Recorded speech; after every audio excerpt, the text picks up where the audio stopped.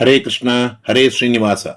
ಆಧ್ಯಾತ್ಮ ಬಂಧುಗಳೇ, ಇಂದು ಈ ವರ್ಷ 2025ರಲ್ಲಿ ಬರುವ ಧನತ್ರಯೋದಶಿಯ ಅಂದರೆ ಉತ್ತರ ಭಾರತದ ಪ್ರಕಾರ ಧನ್ ತೆರಸ್ ಯಾವಾಗ ಬರುತ್ತದೆ, ಈ ಧನತ್ರಯೋದಶಿಯ ಮಹತ್ವವೇನು, ಧನತ್ರಯೋದಶಿಯ ಪೌರಾಣಿಕ ಕಥೆ ಏನು, ಈ ದಿವಸದಂದು ಮುಖ್ಯವಾಗಿ ನಡೆಸಬೇಕಾದ ಆಚರಣೆಗಳು ಯಾವ್ಯಾವು ಇದೆ, ಧನತ್ರಯೋದಶಿಯಂದು ನಡೆಸಬೇಕಾದ ಲಕ್ಷ್ಮೀ, ಕುಬೇರ, ಗಣೇಶ ಹಾಗೂ ಕುಲದೇವರ ಸರಳ ಪೂಜಾ ವಿಧಾನವನ್ನು, ಧನ್ವಂತರಿ ಪೂಜಾ ವಿಧಾನವನ್ನು, ಇವತ್ತಿನ ದಿನ ಮಾಡಬೇಕಾದ ಚಿನ್ನ, ಬೆಳ್ಳಿ ಹಾಗೆಯೇ ಇತರ ತಾಮ್ರ, ಹಿತ್ತಾಳೆ, ಮನೆಯ ಉಪಕರಣಗಳನ್ನು ಖರೀದಿ ಮಾಡುವ ಶುಭ ಮುಹೂರ್ತಗಳು ಯಾವ್ಯಾವುದು ಇದೆ, ಸಂಜೆ ನಡೆಸುವ ಲಕ್ಷ್ಮೀ ಪೂಜೆಯ ಅತ್ಯಂತ ಶ್ರೇಷ್ಠವಾದ ಮುಹೂರ್ತ ಸಮಯ ಯಾವುದು, ಲಕ್ಷ್ಮೀ ಪೂಜಾ ವಿಧಾನ ಹೇಗೆ, ಲಕ್ಷ್ಮೀ ದೀಪ, ಯಮದೀಪದಾನದ ವಿಧಾನ ಹೇಗೆ ಎಂಬ ಎಲ್ಲಾ ರೀತಿಯ ಧನತ್ರಯೋದಶಿಯ ಮಹತ್ವದ ಆಚರಣೆಗಳನ್ನು, ಮಹತ್ವದ ಕಥೆಯನ್ನು, ಎಲ್ಲಾ ರೀತಿಯ ಪೂಜಾದಿ ವಿಷಯಗಳನ್ನು ಈ ವಿಡಿಯೋ ಸಂದೇಶದ ಮೂಲಕ ನಾವು ತಿಳಿದುಕೊಳ್ಳೋಣ. ಬಂಧುಗಳೇ, ತಾವು ಇಲ್ಲಿಯವರೆಗೆ ನನ್ನ ವಿಶ್ವನಾಥ್ ಭಟ್ ಎಂಬ ಯೂಟ್ಯೂಬ್ ಚಾನಲ್ಗೆ ಸಬ್ಸ್ಕ್ರೈಬ್ ಆಗಿರದಿದ್ದರೆ ಆಗಿ, ಉತ್ತಮವಾಗಿದ್ದರೆ ಲೈಕ್ ಮಾಡಿ, ನಿಮ್ಮೆಲ್ಲ ಬಂಧು ಮಿತ್ರರಿಗೆ ಶೇರ್ ಮಾಡಿ, ನಿಮ್ಮ ಪ್ರಶ್ನೆ, ಮೆಚ್ಚುಗೆ, ಸಂದೇಹಗಳನ್ನು ಕಮೆಂಟ್ ಮೂಲಕ ನಮಗೆ ತಿಳಿಸಿ. ವೀಕ್ಷಕರೇ, ದೀಪಾವಳಿ ಹಬ್ಬದ ಮುಖ್ಯವಾದ ಪಂಚ ಪರ್ವ ದಿನಗಳಲ್ಲಿ ಮೊದಲ ದಿನ ಆಶ್ವಯುಜ ಮಾಸದ ಕೃಷ್ಣ ಪಕ್ಷದ ತ್ರಯೋದಶಿ, ಧನತ್ರಯೋದಶಿ ಆಗಿದ್ದು, ಈ ದಿನಕ್ಕೆ ಧನತ್ರಯೋದಶಿ ಎಂದು ಹೆಸರು ಬರಲು ಕಾರಣ, ಧನ ಭಾಗ್ಯ ದೇವತೆಯಾದ ಜಗನ್ಮಾತೆ ಮಹಾಲಕ್ಷ್ಮಿಯು ಭೂಮಿಗೆ ಬಂದು ಭಕ್ತರೆಲ್ಲರನ್ನು ಹರಸಿ ಅನುಗ್ರಹಿಸಿ ಇಂದಿನ ದಿನ ಪೂಜೆ, ಪ್ರಾರ್ಥನೆ ಮಾಡುವ ಹಾಗೆಯೇ ವಿವಿಧ ಗೃಹೋಪಯೋಗಿ ವಸ್ತುಗಳ ಮೂಲಕ ಮತ್ತು ಚಿನ್ನ, ಬೆಳ್ಳಿ ಮುಂತಾದ ಆಭರಣಗಳ ಖರೀದಿಯ ಮೂಲಕ ಮತ್ತು ಪೂಜಾ ಸಾಮಗ್ರಿಗಳ ಖರೀದಿಯಿಂದ ಅದನ್ನ ಮಹಾಲಕ್ಷ್ಮೀ ದೇವಿಗೆ ಸಮರ್ಪಿಸುವುದರಿಂದ ವರ್ಷವಿಡೀ ಜೀವನದಲ್ಲಿ ಹರುಷಭರಿತವಾದ ಸಂಪತ್ತು, ಧನಗಳು ಸ್ಥಿರವಾಗುವಂತೆ ಹರಸುವ ಮಹಾಲಕ್ಷ್ಮೀ ದೇವಿಯ ದಿನ. ಆದ್ದರಿಂದ ಇದನ್ನು ಧನತ್ರಯೋದಶಿ ಎಂದು ಕರೆಯಲಾಗಿದೆ. ಇನ್ನು ಅಮೃತ ಪ್ರಾಪ್ತಿಗಾಗಿ ದೇವತೆಗಳು, ದಾನವರು ಸೇರಿ ಕ್ಷೀರ ಸಮುದ್ರವನ್ನ ಕಡೆದಾಗ ಕಡೆಗೆ ಅಮೃತ ಭಾಂಡವನ್ನ ಧರಿಸಿಕೊಂಡು ಸಾವಿರ ಚಂದಿರರ ಕಾಂತಿಯನ್ನ ಪಡೆದುಕೊಂಡು ಪ್ರತ್ಯಕ್ಷನಾದ ವೈದ್ಯರಾಜ ಎನಿಸಿದ ಧನ್ವಂತರಿ ರೂಪಿ ಪರಮಾತ್ಮನ ಆ ಮಹಾವಿಷ್ಣುವೇ ಸಾಕ್ಷಾತ್ತಾಗಿ ಪ್ರತ್ಯಕ್ಷ ಆದ, ಪೂರ್ಣ ಜಗವನ್ನೇ ರಕ್ಷಣೆ ಮಾಡಿದ, ದೇವತೆಗಳನ್ನ ಅನುಗ್ರಹಿಸಿದ ದಿನ. ಆದ್ದರಿಂದಲೂ ಕೂಡ ಇದನ್ನು ಧನ್ವಂತರಿಯ ಅವತಾರದ ದಿನ ಧನತ್ರಯೋದಶಿ ಎಂದು ಹೆಸರು ಪಡೆದು ಧನತ್ರಯೋದಶಿ ಎಂದಾಗಿದೆ. ಪೌರಾಣಿಕವಾದ ಒಂದು ಕಥೆಯೂ ಸಹ ಧನತ್ರಯೋದಶಿಯ ಈ ಮಹತ್ವವನ್ನ ತಿಳಿಸುತ್ತದೆ. ಒಂದೊಮ್ಮೆ ಜಗತ್ತಿನ ತಂದೆ ತಾಯಿಗಳಾದ ಮಹಾಲಕ್ಷ್ಮೀ ನಾರಾಯಣರು ಭೂಮಿಗೆ ಬಂದು ತಮ್ಮ ಸೃಷ್ಟಿಯ ಚೆಲುವನ್ನ, ಭಕ್ತರನ್ನ ನೋಡುತ್ತಾರೆ. ವಿವಿಧ ಪತ್ರ, ಸುಮಧುರ ಪರಿಮಳ ಭರಿತವಾದ ಸುಮ ರಾಶಿಗಳಿಂದ ಯುಕ್ತವಾದ ವಿಶಾಲವಾದ ಮನೋಹರವಾದ ರಮಣೀಯ ಕೃಷಿ ಪ್ರದೇಶವನ್ನು ಒಂದನ್ನು ನೋಡುತ್ತಾ ಅಲ್ಲಿಯೇ ಲಕ್ಷ್ಮೀನಾರಾಯಣರು ನಿಂತು ಬಿಡುತ್ತಾರೆ. ತನಗೆ ಅತ್ಯಂತ ಪ್ರಿಯವಾದ ಹೂ, ಹಣ್ಣುಗಳು, ಗಿಡ, ಮರ, ಬಳ್ಳಿಗಳು, ಪ್ರಕೃತಿ ಸೌಂದರ್ಯವು, ಮಂಗಲ ದ್ರವ್ಯಗಳು ಅಲ್ಲಿದ್ದುದರಿಂದ ಜಗನ್ಮಾತೆ ಲಕ್ಷ್ಮೀದೇವಿಯು ಅಲ್ಲಿಯೇ ತಾನು ಸ್ಥಿರವಾಗಿ ಇರಬೇಕೆಂದು ಬಯಸುತ್ತಾಳೆ. ಮಹಾಲಕ್ಷ್ಮಿಯ ಮನದಾಳದ ಸದಿಚ್ಛೆಯನ್ನ ಅರಿತ ಜಗತ್ಪತಿಯಾದ ಭಗವಂತ ಮಹಾವಿಷ್ಣುವು ಪ್ರಿಯ ಪತ್ನಿಯನ್ನ ತೊರೆದು ಒಬ್ಬನೇ ವೈಕುಂಠಕ್ಕೆ ಹಿಂತಿರುಗುತ್ತಾನೆ. 12 ವರ್ಷಗಳ ಕಾಲ ನೀನೊಬ್ಬಳೇ ಇಲ್ಲಿ ನೆಲೆಯಾಗಿ ನಿಲ್ಲು ಎಂದು ಮಹಾಲಕ್ಷ್ಮಿಯನ್ನ, ತನ್ನ ಪತ್ನಿಯನ್ನ ಆ ಮಹಾವಿಷ್ಣುವು ಹರಸುತ್ತಾನೆ. ಮತ್ತು ತನ್ನ ಮಡದಿ ಲಕ್ಷ್ಮೀದೇವಿಗೆ ನೀನಿನ್ನು 12 ವರ್ಷಗಳ ಕಾಲ ಇಲ್ಲಿಯೇ ಸ್ಥಿರವಾಗಿ ನಿಲ್ಲು ಎಂದು ಹರಸಿ ತಾನು ವೈಕುಂಠಕ್ಕೆ ತೆರಳುತ್ತಾನೆ.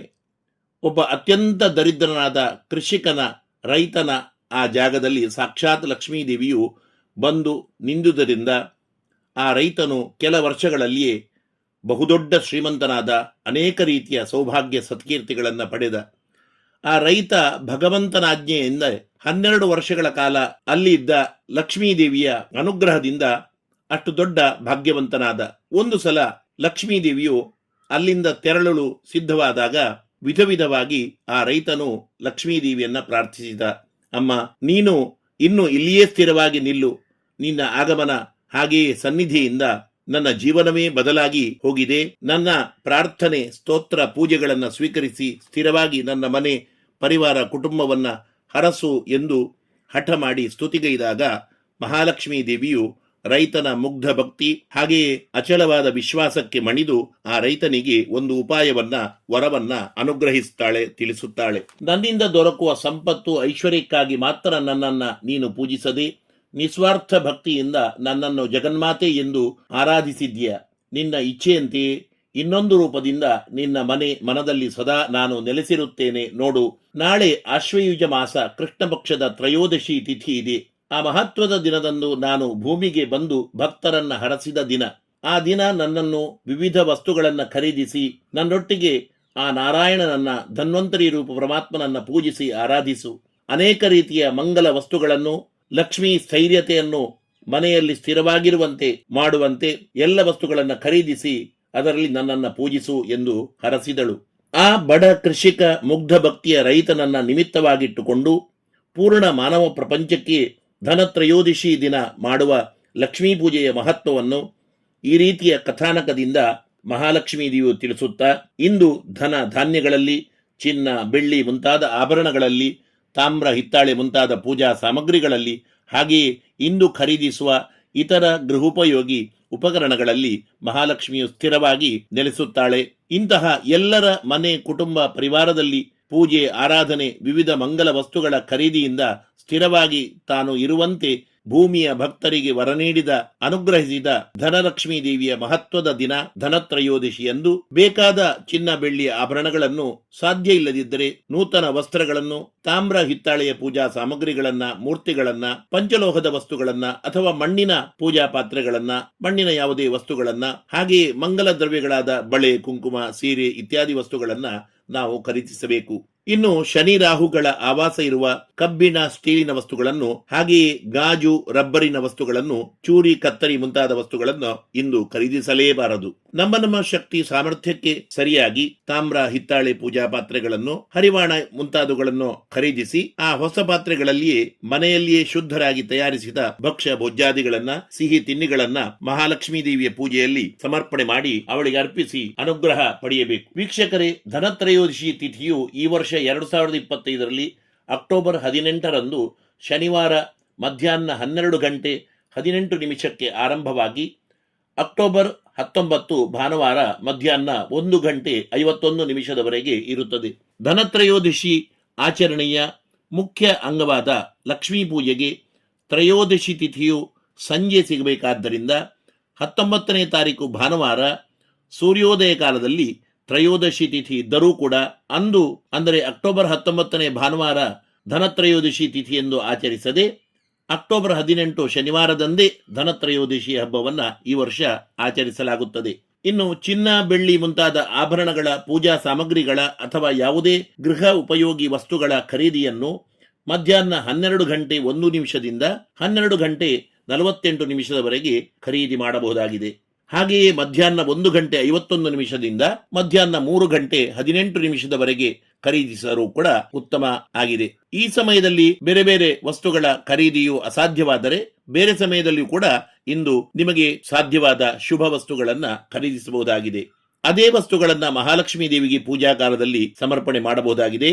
ಇಂದು ನಡೆಸುವ ಧನಲಕ್ಷ್ಮಿ ಪೂಜೆಯನ್ನು ಸಂಜೆ 6 ಗಂಟೆ 11 ನಿಮಿಷದಿಂದ ರಾತ್ರಿ 8 ಗಂಟೆ 41 ನಿಮಿಷದವರೆಗೆ ನಡೆಸಬಹುದಾಗಿದೆ. ಧನತ್ರಯೋದಶಿಯ ಸಂಜೆಯ ಈ ಸಮಯದಲ್ಲಿ ಮಹಾಲಕ್ಷ್ಮೀ ದೇವಿಯ ಸಹಿತ ನಾರಾಯಣರ ಫೋಟೋ ಅಥವಾ ಪ್ರತಿಮೆಗಳನ್ನಿಟ್ಟು ಸ್ನಾನ ಮಾಡಿ ಶುದ್ಧರಾಗಿ ನೂತನ ವಸ್ತ್ರಧಾರಣೆ ಮಾಡಿಕೊಂಡು ಹಿಂದೆ ಖರೀದಿಸಿದ ಎಲ್ಲಾ ನೂತನ ವಸ್ತುಗಳನ್ನು ಕೂಡ ಲಕ್ಷ್ಮೀ ದೇವಿಯ ಮಂಟಪದ ಅಥವಾ ಪ್ರತಿಮೆಯ ಫೋಟೋದ ಎದುರಿಟ್ಟು ಧನ್ವಂತರಿ ರೂಪಿ ಪರಮಾತ್ಮನನ್ನ, ಮಹಾವಿಷ್ಣುವನ್ನು ಸಹ ಮನದಲ್ಲಿ ಸ್ಮರಿಸಿಕೊಂಡು ಕುಬೇರ, ಗಣೇಶರ ಪ್ರತಿಮೆ ಅಥವಾ ಫೋಟೋಗಳನ್ನು, ಹಾಗೆಯೇ ಇಷ್ಟ ದೇವರ, ಕುಲದೇವರ ಮೂರ್ತಿ ಅಥವಾ ಪ್ರತಿಮೆ ಫೋಟೋಗಳನ್ನ ವಿವಿಧ ಹೂಗಳಿಂದ ಅಲಂಕರಿಸಿ ಗಂಧ ಕುಂಕುಮಾದಿಗಳನ್ನ ಅವುಗಳಿಗೆ ಹಚ್ಚಿ ಲಕ್ಷ್ಮೀದೇವಿಗೆ ಪ್ರಿಯವಾದ ಕೆಂಪು ವರ್ಣದ ಸೀರೆ ಅಥವಾ ರವಕೆ ಕಣ, ಬಳೆ, ಬಾಗಿನ, ಆಭರಣ ಇತ್ಯಾದಿಗಳಿಂದ ಲಕ್ಷ್ಮೀ ದೇವಿಯ ಮಂಟಪವನ್ನು ಅಲಂಕರಿಸಿ ಲಕ್ಷ್ಮೀನಾರಾಯಣರಿಗೆ, ಧನ್ವಂತರಿ ದೇವರಿಗೆ, ಕುಬೇರ, ಗಣೇಶ, ಕುಲದೇವರಿಗೆ, ಇಷ್ಟ ದೇವರಿಗೆ ಸಹ ಪೂಜೆ ಮಾಡಿದ ನಂತರ ಅನೇಕ ವಿಧವಾದ ಶುದ್ಧ ಎಳ್ಳೆಣ್ಣೆಯ ದೀಪಗಳನ್ನು ಹಚ್ಚಿ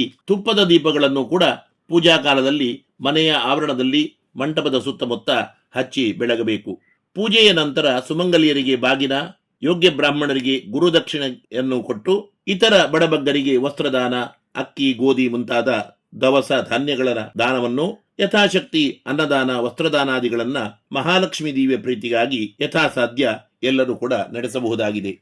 ಇನ್ನು ರಾತ್ರಿ ವಿಶೇಷವಾಗಿ ಧನತ್ರಯೋದಶಿಯ ಮಹತ್ವದ ದಿನವಾದ ಇಂದು ಭೂಮಿಗೆ ಬಂದಿರುವ ಜಗನ್ಮಾತೆ ಮಹಾಲಕ್ಷ್ಮೀ ದೇವಿಯನ್ನ ಸ್ವಾಗತಿಸುವ ಸಲುವಾಗಿ ಸ್ಥಿರವಾಗಿ ಮನದಲ್ಲಿ ಇರುವಂತೆ ತುಪ್ಪದ ದೀಪವನ್ನ ಲಕ್ಷ್ಮೀ ಪ್ರೀತಿಗಾಗಿ ಉತ್ತರಕ್ಕೆ ಮುಖ ಮಾಡಿ ನೆನಪಿನಲ್ಲಿ ಇವತ್ತು ಹಚ್ಚಲೇಬೇಕು. ಹಾಗೆಯೇ ಆಯುಷ್ಯ ಆರೋಗ್ಯ ಪ್ರಾಪ್ತಿಗಾಗಿ ಯಮದೇವನನ್ನ ಪ್ರಾರ್ಥಿಸುತ್ತಾ ಶುದ್ಧ ಎಳ್ಳೆಣ್ಣೆಯ ದೀಪವನ್ನ ದಕ್ಷಿಣಕ್ಕೆ ಮುಖ ಹಾಕಿ ನಾವು ಯಮದೀಪದಾನವನ್ನ ಮಾಡಬೇಕು, ಯಮದೀಪವನ್ನ ಹಚ್ಚಬೇಕು. ಮುಖ್ಯವಾದ ಇನ್ನೊಂದು ವಿಷಯ ಏನೆಂದರೆ, ಈ ದಿನ ಮತ್ತೊಬ್ಬರಿಂದ ಸಾಲವನ್ನ ಪಡೆಯುವುದಾಗಲಿ ಮತ್ತೊಬ್ಬರಿಗೆ ಸಾಲವನ್ನ ಕೊಡುವುದಾಗಲಿ ಮಾಡಲೇಬಾರದು. ಶುಭ ವಸ್ತುಗಳ ಖರೀದಿಯ ಹೊರತಾಗಿ ಬೇರೆ ಯಾವುದೇ ರೀತಿಯ ದುಡ್ಡಿನ ವ್ಯವಹಾರಗಳನ್ನು ನಡೆಸುವುದು ಇವತ್ತು ಖಂಡಿತ ನಿಷಿದ್ಧವಾಗಿದೆ. ಬರುವಂತಹ ಹಣ ಇದ್ದರೆ ಅದನ್ನು ಮಾತ್ರ ಪಡೆಯಬಹುದಾಗಿದೆ.